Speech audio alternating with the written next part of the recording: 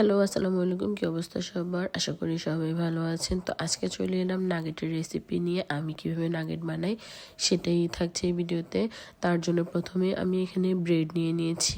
আর ব্রেডগুলোর সাইডের পার্টটা ফেলে দিয়ে ছোট ছোট করে টুকরো করে এগুলোকে গুঁড়ো করে নিয়েছি। তারপর নিয়েছি এখানে চিকেনের ব্রেস্টের অংশটা, এগুলোকে কিমা করে নিব ব্লেন্ডারে।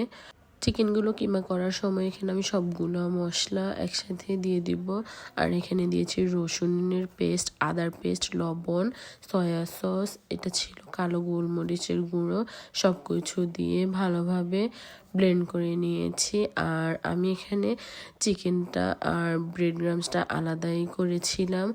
তারপর চিকেন পরিমাণ অনুযায়ী যতটুকু ব্রেড ক্রাম্বস লাগে ততটুকুই আমি মিশাবো। অনেকেই আছে একসাথে করে ব্রেড ক্রাম্বসটা ব্লেন্ড করে নেয়, কিন্তু আমি আলাদাভাবেই করেছি যাতে এখানে ব্রেড ক্রাম্বসের পরিমাণটা খুব বেশি হয়ে না যায়, পরিমাণ মতো হয়, তাই আমি আলাদাভাবেই দুটো করেছি। তারপর একটা ট্রেতে সামান্য তেল নিয়ে পুরো ট্রেতে মাখিয়ে নিতে হবে। এরপর চিকেনের মিশ্রণটা ট্রেতে দিয়ে সুন্দর করে একটা শেপে নিয়ে আসব।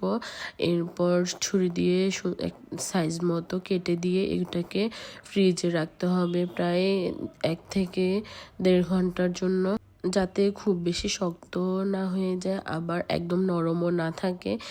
নাগেটসগুলো যখন হালকা একটু শক্ত হয়ে আসবে তখন এভাবে ডিম দিয়ে কোট করে নিব। তার জন্য ডিমটাকে ফেটিয়ে নিয়েছি ভালোভাবে। আর একটা প্লেটে ব্রেড ক্রাম্বস নিয়ে নিয়েছি। অনেকেই আছে ফার্স্টে ময়দা দিয়ে কোট করে তারপর ডিমের মধ্যে কোট করে, কিন্তু আমি ময়দাটা ইউজ করিনি। আমি ফার্স্টেই ডিমের মধ্যে কোট করে তারপর ব্রেড ক্রাম্বসের মধ্যে দিয়ে কোট করে নিয়েছিলাম। আর এখানে যে ব্রেড ক্রাম্বসটা ইউজ করেছি এটা আমি বাসায় বানিয়েছিলাম।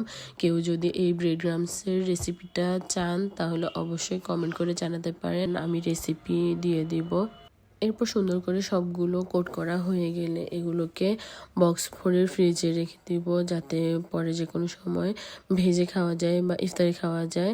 আর আজকের ভিডিওটা কার কেমন লেগেছে অবশ্যই জানাবেন।